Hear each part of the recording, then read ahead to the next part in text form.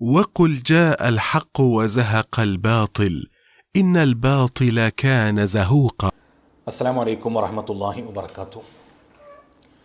പ്രിയപ്പെട്ടവരെ, കഴിഞ്ഞ ദിവസം ഒരു സുഹൃത്ത് നബിദിനാഘോഷവുമായി ബന്ധപ്പെട്ട ചില സംശയങ്ങൾ ചോദിച്ചു വാട്സപ്പ് മുഖാന്തരം. അദ്ദേഹത്തിന് ആവശ്യമായ വിധത്തിലുള്ള മറുപടികളൊക്കെ നൽകി. അവസാനം ഞാൻ അദ്ദേഹത്തോട് ചോദിച്ചു, താങ്കൾക്ക് എവിടെ നിന്നാണ് ഈ സംശയങ്ങൾ കിട്ടിയത്? കാരണം ആ സുഹൃത്ത് വലിയ രൂപത്തിൽ തെറ്റിദ്ധരിക്കപ്പെട്ടിട്ടുണ്ടായിരുന്നു.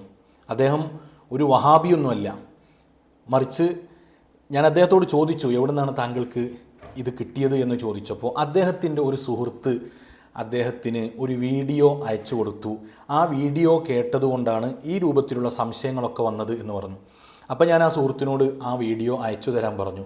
വീഡിയോ കണ്ടപ്പോൾ നമ്മുടെ സിറാജുദ്ദീൻ ബാലുശ്ശേരിയോ ഏതാണെങ്കിലും സിറാജുൽ ഇസ്ലാം ബാലുശ്ശേരി, ആ ഒരു മൗലവിൻ്റെ വീഡിയോ ആണ്. ഏകദേശം 58 മിനിറ്റ്, 1 മണിക്കൂറോളുണ്ട്. ആ വീഡിയോ ഞാൻ പരിപൂർണമായിട്ടും കണ്ടു.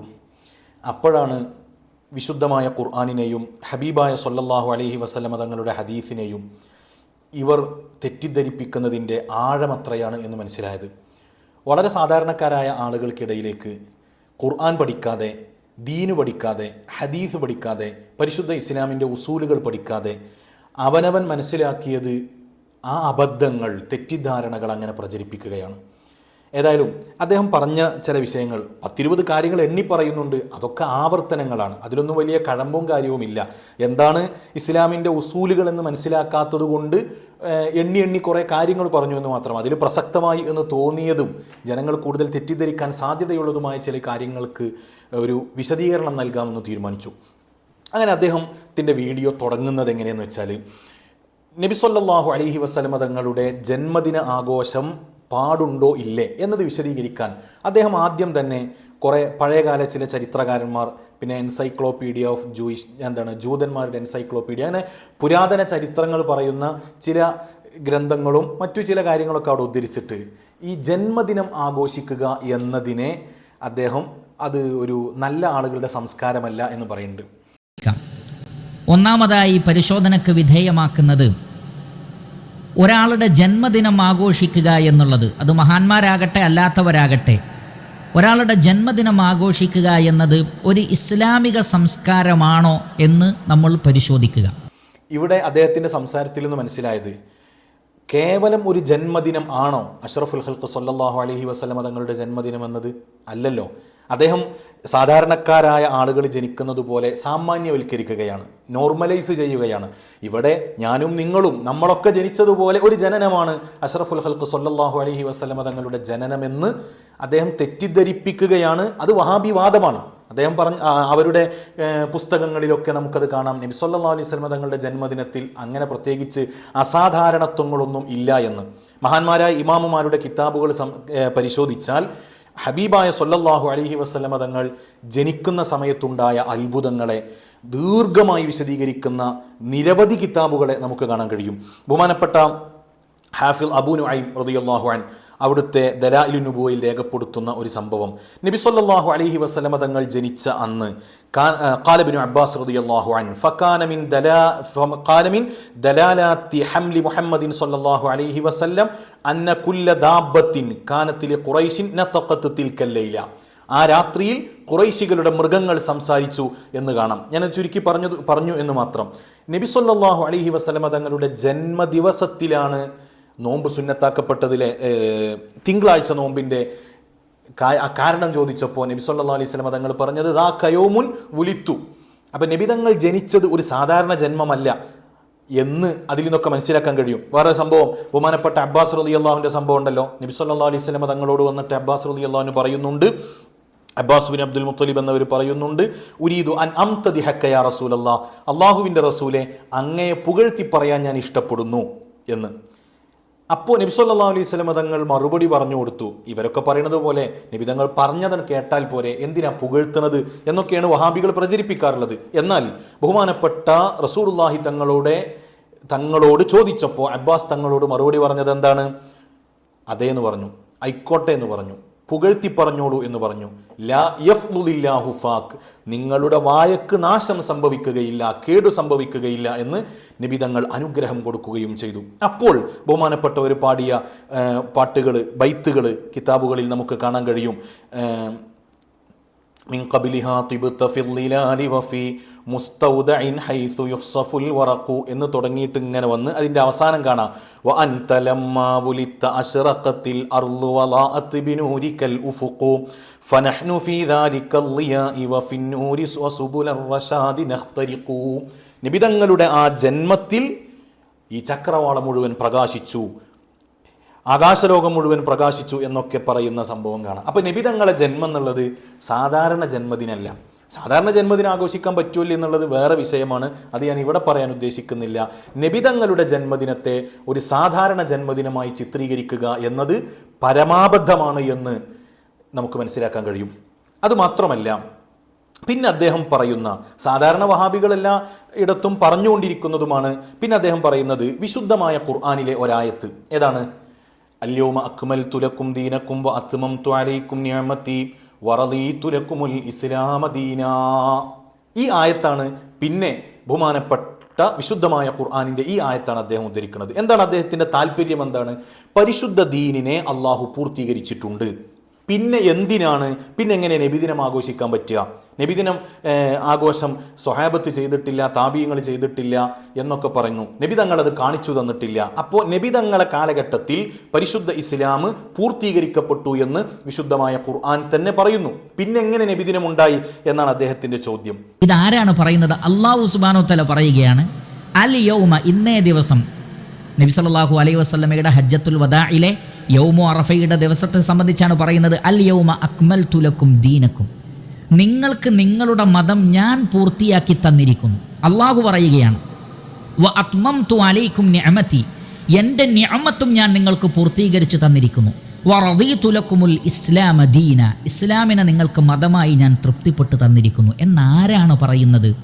ദൃശ്യവും അദൃശ്യവും അറിയുന്ന, എല്ലാം അറിയുന്ന, ഒന്നുപോലും മറന്നുപോകാത്ത, ഒന്നുപോലും വിട്ടുപോകാത്ത, അബദ്ധം സംഭവിക്കാത്ത, എല്ലാ ഉന്നതമായ അസ്മാകളുടെയും സിഫാത്തുകളുടെയും ഉടമസ്ഥനായ അള്ളാഹു സുബ്ഹാനഹു വ തആല പറയുകയാണ്, ഇസ്ലാമിനെ അള്ളാഹു പൂർത്തീകരിച്ചിരിക്കുന്നു, അള്ളാഹുവിൻ്റെ നിഅമത്തിനെ അള്ളാഹു പൂർത്തീകരിച്ചിരിക്കുന്നു, ഇസ്ലാമിനെ മതമായി തൃപ്തിപ്പെട്ടിരിക്കുന്നു. സഹോദരങ്ങളെ, അള്ളാഹു പൂർത്തീകരിച്ച ഇസ്ലാമിൽ എവിടെയെങ്കിലും നബി സല്ലല്ലാഹു അലൈഹി വസല്ലമയുടെ ജന്മദിനാഘോഷമുണ്ടോ? സത്യത്തിൽ പരിശുദ്ധ ദീന് പൂർത്തീകരിക്കപ്പെട്ടു എന്നത് എന്താണ് എന്ന് ഈ സാധുവിന് മനസ്സിലായിട്ടില്ല. ഈ സാധുവിന് അത് തിരിഞ്ഞിട്ടില്ല. എന്താണത്? ബഹുമാനപ്പെട്ട ഇമാമുമാർ അതിന് വിശദീകരിക്കുന്നുണ്ട്. അന്നൽ മുറാദ ബി ഇക്മാലി ദീനി, പരിശുദ്ധ ദീനിനെ അള്ളാഹു പൂർത്തീകരിച്ചു തന്നു എന്നതിൻ്റെ അർത്ഥം അന്നഹു തആല ബയ്യന ഹുക്മ ജമീഇൽ വഖാഇഇ ബഅലഹാ ബിന്നസ്സി വബഅലഹാ ബി അൻ ബയ്യന ത്വരീഖ മഅരിഫത്തിഹി ത്വരീഖ മഅരിഫത്തിൽ ഹുക്മി ഫീഹാ അലാ സബീലിൽ ഖിയാസ്. ഖുർആനിനെ അള്ളാഹു, ദീനിനെ അള്ളാഹു പൂർത്തീകരിച്ചു തന്നു എന്ന് പറഞ്ഞാൽ അള്ളാഹു സുബ്ഹാനഹു വ തആല എല്ലാം വിശുദ്ധമായ ഖുർആനിൽ പറഞ്ഞിട്ടുണ്ട്. ചിലതിനെ വ്യക്തമായി പറഞ്ഞിട്ടുണ്ട്, ചിലതിനെ അള്ളാഹു സുബ്ഹാനഹു വ തആല അവ്യക്തമായി പറഞ്ഞിട്ടുണ്ട്. അതിൽ നിന്ന് ഹുക്മുകളെ ഇസ്തിംബാത്ത് ചെയ്തെടുക്കാൻ കഴിയുന്ന വിധത്തിലാണ് പറഞ്ഞത്. അപ്പോൾ ഖുർആനിൽ അള്ളാഹു സുബ്ഹാനഹു വ തആല അൽയൗമ അക്മൽതു ലക്കും ദീനക്കും എന്ന് പറഞ്ഞതിൻ്റെ അർത്ഥം അതിനുശേഷം ഇനി ഒന്നും ലോകത്ത് ഉണ്ടാകാൻ പറ്റൂല എന്നല്ല. അങ്ങനെയാണെങ്കിൽ എവിടെയാണ് പരിശുദ്ധ ദീനിൻ്റെ കാലികത? ഇസ്ലാം കാലിക പ്രസക്തമാണ്. ഹബീബ് സല്ലല്ലാഹു അലൈഹി വസല്ലമ തങ്ങളുടെ കാലത്തിനു ശേഷം നിരവധി പ്രശ്നങ്ങൾ ഖിയാമത്ത് നാൾ വരെ ലോകത്തുണ്ടാകും. അതിനൊക്കെ പരിഹാരം അള്ളാഹുവിൻ്റെ വിശുദ്ധമായ ഖുർആനാണ്. അവിടെ ദീന് പൂർത്തീകരിക്കപ്പെട്ടു എന്ന് പറഞ്ഞിട്ട് ഒഴിഞ്ഞു മാറാൻ പറ്റൂല. അങ്ങനെയല്ല, പരിശുദ്ധ ദീനിനെ അള്ളാഹു പൂർത്തീകരിച്ചത് ഇவ்விധത്തിലാണ്. ഏതു പുതിയ പ്രശ്നം വരികയാണെങ്കിലും ആ പ്രശ്നങ്ങളെ മനസ്സിലാക്കാൻ ആവശ്യമായതൊക്കെ അള്ളാഹുവിൻ്റെ വിശുദ്ധമായ ഖുർആനിലുണ്ട്. വ്യക്തമായതുണ്ടാകും, അല്ലെങ്കിൽ അവ്യക്തമായതുണ്ടാകും. പക്ഷേ അതിനൊക്കെ യോഗ്യതയുള്ള ആളുകൾക്ക് അത് മനസ്സിലാകൂ എന്ന് മാത്രം. അത് മറ്റൊരു വിഷയമാണ്. ഇനി നിങ്ങൾ നോക്കുക, അൽയൗമ അക്മൽതു ലക്കും ദീനക്കും, ദീനിനെ അള്ളാഹു പൂർത്തീകരിച്ചു തന്നു എന്ന് പറഞ്ഞാൽ പിന്നെ ശേഷം ഉണ്ടായ സംഗതികളെ നമ്മളൊന്ന് പഠിച്ചു നോക്കുക. ബഹുമാനപ്പെട്ട സിദ്ദീഖുൽ അക്ബർ റളിയല്ലാഹു അൻഹു വിശുദ്ധമായ ഖുർആനിനെ ക്രോഡീകരിച്ചല്ലോ അല്ലെ? ഈ ഖുർആൻ പോലും അള്ളാഹുവിൻ്റെ റസൂൽ സ്വല്ലല്ലാഹു അലൈഹി വസല്ലമ തങ്ങൾ ക്രോഡീകരിച്ചിട്ടില്ല. അത് ക്രോഡീകരിച്ചത് മഹാനായ സയ്യിദുന അബൂബക്കർ സിദ്ദീഖ് റളിയല്ലാഹു അൻഹു ആണ്. ഈ സംഭവം ഇമാം ബുഖാരി തങ്ങൾ ഉദ്ധരിക്കുന്നുണ്ടല്ലോ. ബഹുമാനപ്പെട്ട ഉമർ ഇബ്നുൽ ഖത്താബ് റളിയല്ലാഹു അൻഹു സുദ്ദീഖ് റളിയല്ലാഹുവിന്റെ മുമ്പിൽ വന്നിട്ട് പറഞ്ഞു, വിശുദ്ധമായ ഖുർആനിന്റെ ക്രോഡീകരണം ചരിത്രം ഞാൻ വിശദീകരിക്കുന്നില്ല. അപ്പോൾ സുദ്ദീഖ് തങ്ങൾ ചോദിച്ചു, കൈഫ നഫ്അലു ശൈഅൻ ലം യഫ്അലുഹു റസൂലുള്ളാഹി സ്വല്ലല്ലാഹു അലൈഹി വസല്ലം, മുത്തുനബി ചെയ്യാത്തൊരു കാര്യം നമ്മൾ എങ്ങനെ ചെയ്യും എന്ന് ചോദിക്കുമ്പോൾ ബഹുമാനപ്പെട്ട ഉമർ ഇബ്നുൽ ഖത്താബ് തങ്ങൾ അതിന് മറുപടി പറഞ്ഞു കൊടുത്തത് എന്താണ്? വല്ലാഹി ഹാദാ വല്ലാഹി ഖൈർ, അള്ളാഹുവിനെ തന്നെയാണ് സത്യം, ഇതൊരു ഖൈറായ കാര്യമാണ്. പിന്നെ ബഹുമാനപ്പെട്ട ഉമർ ഇബ്നുൽ ഖത്താബ് തങ്ങൾ നിരന്തരം അത് പറഞ്ഞപ്പോൾ ഹത്താ ശറഹല്ലാഹു സദ്രി ലിദാലിക, എൻ്റെ ഹൃദയത്തെ അള്ളാഹു വിശാലമാക്കി തന്നു എന്ന് സയ്യിദുനാ അബൂബക്കറിന് സുദ്ദീഖ് റളിയല്ലാഹു അൻഹു. ആ അബൂബക്കർ സുദ്ദീഖ് റളിയല്ലാഹു അൻഹു വിശുദ്ധമായ ഖുർആൻ ക്രോഡീകരിച്ചത് ഇസ്ലാമിന്റെ പുറത്തുള്ള കാര്യമാണ്. അൽയൗമ അക്മൽതു ലക്കും എന്നതിന് വിരുദ്ധമാണോ?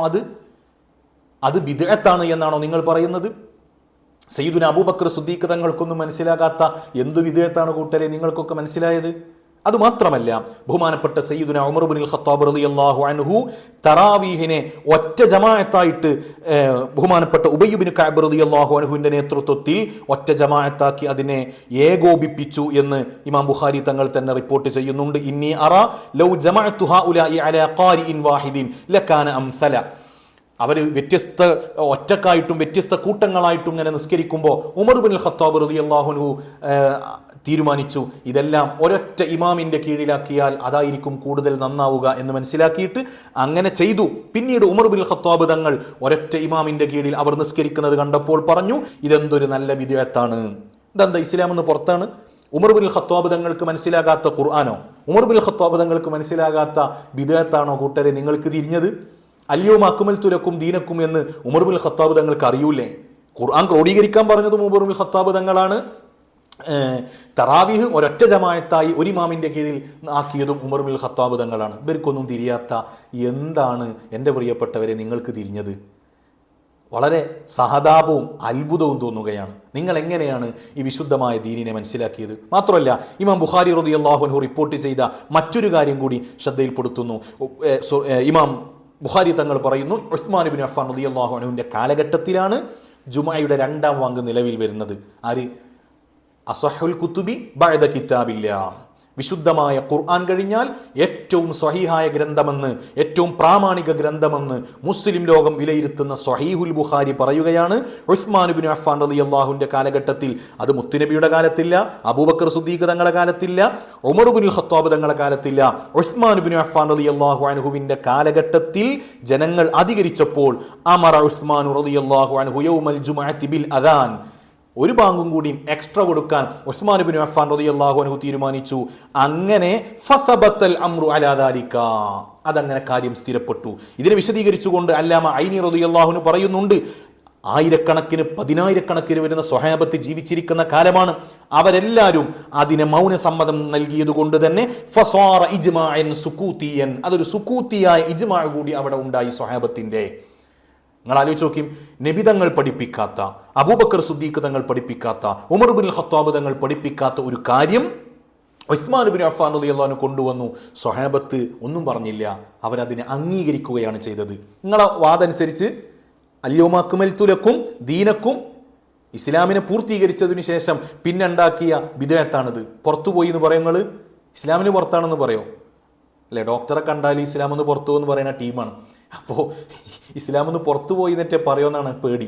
ഇപ്പോൾ ഈ അടുത്താണല്ലോ മറ്റേ നമ്മുടെ ചുഴലിക്കാരൻ ഒരു പാവം ഒരു മൗലവി വന്നിട്ട് പറഞ്ഞത് വല്ലാഹി എന്നൊക്കെ പറഞ്ഞിട്ട് കാഫിറായിരിക്കുന്നു. നിസ്കരിച്ചാലും നോൻപ് നോറ്റാലും അള്ളാഹു വരെ തൊട്ട് കാത്തു രക്ഷിക്കട്ടെ എന്ന് മാത്രമേ പറയാനുള്ളൂ. ഇനി അങ്ങനെയാണെങ്കിൽ അൽയൗമ അക്മൽതു ലക്കും ദീനക്കും എന്ന ആയത്ത് നിങ്ങൾ ഓതുകയാണെങ്കിൽ ഞങ്ങൾക്ക് തിരിച്ചൊരു ചോദ്യം ചോദിക്കാണ്ട്. പരിശുദ്ധമായ ജുമുഅയിലെ ഖുതുബ പരിഭാഷപ്പെടുത്തുക എന്നത് എവിടുന്ന് അങ്ങക്ക് കിട്ടിയത്? ആരാണ് ജുമുഅ ഖുതുബയുടെ പരിഭാഷ ആദ്യം തുടങ്ങിയത്? ആദ്യം തുടങ്ങിയത് തുർക്കിയിലെ മുസ്തഫ കമാൽ അത്താതുർക്ക്. മുസ്തഫ കമാൽ തുർക്കിയല്ല ആദ്യം തുടങ്ങി. തുർക്കിയെ പാശ്ചാത്യവൽക്കരണം നടത്തിയ കാലത്ത് മാതൃഭാഷയിലാക്കിയ ഇബാദത്തുകളൊക്കെ അതിൻ്റെ കൂട്ടത്തിൽ ഖുതുബ മാതൃഭാഷയിലാക്കി. ഇതാര് പറയുന്നുണ്ട്? നിങ്ങളുടെ നേതാവ് റഷീദുല്ല പറയുന്നുണ്ട്. മാത്രമല്ല KM മൗലവി പറയുന്നുണ്ട്. ഏത്? നമ്മൾ ആ കത്തെഴുതിയ KM മൗലവി, ആ KM മൗലവിയുടെ ജുമുഅ ഖുതുബ എന്ന പുസ്തകത്തിൽ അദ്ദേഹം പറയുന്നുണ്ട്, ഇവിടെ ശ്രദ്ധിക്കേണ്ട മറ്റൊരു കാര്യമുണ്ട്. സ്വഹാബികൾ, താബിഉകൾ, താബിഉകൾ എന്നീ സൽവൃത്തരായ മുൻഗാമികൾ അനറബി നാടുകളിൽ മതപരമായ പ്രസംഗങ്ങൾ അഥവാ ജുമയിലെ ഖുതുബ നിർവഹിക്കുന്ന സമയത്ത് റുക്കുനുകൾ അറബിയിൽ പറഞ്ഞ് വിവർത്തനം ചെയ്യുകയും തുടർന്നുള്ള ഭാഗങ്ങൾ നാട്ടുകാരുടെ ഭാഷയിൽ പറഞ്ഞിരുന്നു എന്നത് ഏതെങ്കിലും കിതാബുകളിലൊന്നും കണ്ടിട്ടില്ല. സ്വഹാബത്ത് ചെയ്തിട്ടില്ല, താബിയങ്ങൾ ചെയ്തിട്ടില്ല, തബൗ താബിയങ്ങൾ ചെയ്തിട്ടില്ല. പിന്നെ നിങ്ങൾക്ക് എവിടുന്നാ കിട്ടിയത്? അല്യോമാക്കുമൽത്തുലക്കും ദീനക്കും വഅത്മംതു അലൈക്കും നിഅമതി എന്ന ആയത്ത് നിങ്ങൾക്ക് ബൂമറാങ് പോലെ തിരിച്ചടിക്കുകയാണ് മൗലവി. ഞങ്ങൾക്ക് നബിദിനാഘോഷത്തിന് തെളിവുകളുണ്ട്, നിങ്ങൾക്കല്ലേ ഇത് പറ്റാത്തത്? എവിടുന്നാണ് നിങ്ങൾക്ക് കിട്ടിയത് എന്ന് നിങ്ങൾ പറയണം. ഖുതുബയുടെ പരിഭാഷ ആദ്യം തുടങ്ങിയത് മുസ്തഫ കമാലാണ്. ഈ മുസ്തഫ കമാൽ നിങ്ങൾക്ക് മാതൃകയാണോ? നബിദിനാഘോഷം നിങ്ങൾ പറയുന്നത് ഫറോമാർ തുടങ്ങിയതാണ്. അങ്ങനെ ഏതെങ്കിലും ഒരാൾ തുടങ്ങി വെച്ചു എന്നതുകൊണ്ട് പരിശുദ്ധ ഇസ്ലാമിൽ ഒരു കാര്യം ചെയ്യാൻ പാടില്ല എന്നുണ്ടോ? ഇസ്ലാമിൻ്റെ പ്രമാണങ്ങൾക്ക് വിധേയപ്പെടുക, പ്രമാണങ്ങൾക്കകത്തൊതുങ്ങി നിൽക്കുക എന്നതല്ലേ മാനദണ്ഡം. ഇന്നാൾ തുടങ്ങിയത് നോക്കിയിട്ടാണോ ഒരു കാര്യം ചെയ്യാൻ പറ്റുമെന്നോ പറ്റൂല എന്നോ പറയാറുള്ളത്? പിന്നെ പരിശുദ്ധരായ സ്വഹാബത്ത് റളിയല്ലാഹു അൻഹും അവര് നബി സല്ലല്ലാഹു അലൈഹി വസല്ലമ തങ്ങളെ സദാ മഹബത്ത് വെച്ചവരാണ്. സദാ മഹബത്ത് വെച്ചവരാണ് സ്വഹാബത്ത്. അവർക്ക് അങ്ങനെ പ്രത്യേകിച്ച് ഒരു ദിവസത്തിൻ്റെ ആവശ്യമില്ല. അതുമാത്രമല്ല, ഫിഖ്ഹ് ക്രോഡീകരിച്ചത്, ഇൽമുൻ നഹ്വ് ക്രോഡീകരിച്ചത്, അങ്ങനെ പുതിയതായ വിജ്ഞാന ശാഖകൾ ക്രോഡീകരിച്ചത്, ഇതൊന്നും നബി തങ്ങളുടെ കാലത്തില്ല എന്നാണോ? ഉലൂമുൽ ഖുർആൻ നബി തങ്ങളുടെ കാലത്തില്ലേ? ഇൽമുൽ ഫിഖ്ഹ് നബി തങ്ങളുടെ കാലത്തില്ലേ? തസൗഫ് നബി തങ്ങളുടെ കാലത്തില്ലേ? ഉണ്ട്. പക്ഷേ സ്വഹാബത്ത് അതിൽ ഭദ്രശ്രദ്ധരായിരുന്നു, സദാ ജാഗ്രത പുലർത്തി സൂക്ഷ്മമായ ജീവിതം നയിച്ചിരുന്നവരായിരുന്നു. അതിനുശേഷം കാലഘട്ടം ഇങ്ങനെ കഴിഞ്ഞു വരുന്നതിനനുസരിച്ച് ജനങ്ങൾക്കിടയിൽ പല ഇസ്ലാമിനോടുള്ള അകൽച്ചകളും ഭൗതികതയുള്ള താല്പര്യങ്ങളൊക്കെ കൂടുമ്പോൾ ഇതൊക്കെ ക്രോഡീകരിക്കപ്പെടേണ്ട സാഹചര്യം വന്നു അല്ലേ? സ്വഹീഹുൽ ബുഖാരിയൊക്കെ പിന്നീട് വന്നതല്ലേ? അതൊക്കെ ആവശ്യമാകുന്ന ഘട്ടങ്ങളിൽ ഹദീസിനെ ക്രോഡീകരിച്ചു എന്ന്.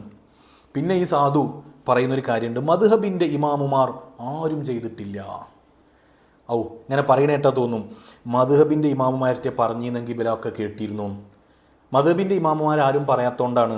നിങ്ങൾ തറാവീഹിൻ്റെ റക്കായത്തിൻ്റെ എണ്ണം മദ്ഹബിൻ്റെ ഇമാമുമാരെ വെച്ച് നിങ്ങൾ പിൻപറ്റുമോ? ഇതൊക്കെ ബൂമറാങ്ങായിട്ട് നിങ്ങളിലേക്ക് തന്നെ തിരിച്ചു വരികയാണ്. സത്യത്തിൽ ഈ മൗലവിയുടെ പ്രസംഗം മൊത്തം വൈരുദ്ധ്യങ്ങളാണ്. പഴയകാലത്ത് നമ്മൾ ഉസ്താദുമാർ പറയലുണ്ടല്ലോ, ഇവരെ തൗഹീദ് എന്ന് പറഞ്ഞാൽ ഉണങ്ങിയ പട്ട മടക്കനാന്നൊക്കെ പറയും നമ്മളെ മലപ്പുറം ഭാഷയിൽ. മടക്കനമ്മ ചവിട്ടിയ പോലെയാണെന്ന് പറയും. അഥവാ ഇവിടെ ചവിട്ടിയാൽ ഇപ്പുറത്ത് പൊന്തും, ഇവിടെ ചവിട്ടിയ ഇവിടെ പൊന്തും. അതേപോലെയാണ്. ഇപ്പുറത്ത് ബിദ്അത്താക്കുമ്പോൾ ഇപ്പുറത്ത് ഇതിൻ്റെ ഉള്ളിലേക്ക് പോകും, ഇപ്പുറത്ത് പുറത്തേക്ക് പോകും. ഇങ്ങനെയൊക്കെയുള്ള ഒരു അത്ഭുതകരമായ അപ്ഡേഷനുകൾ ഇപ്പോഴും നടന്നുകൊണ്ടിരിക്കുന്ന ഒരു പ്രത്യേക തരം തൗഹീദാണ് ഈ വഹാബികളുടെ തൗഹീദ്. അള്ളാഹു അവരെ തൊട്ട് നമ്മളെ കാത്തുരക്ഷിക്കട്ടെ.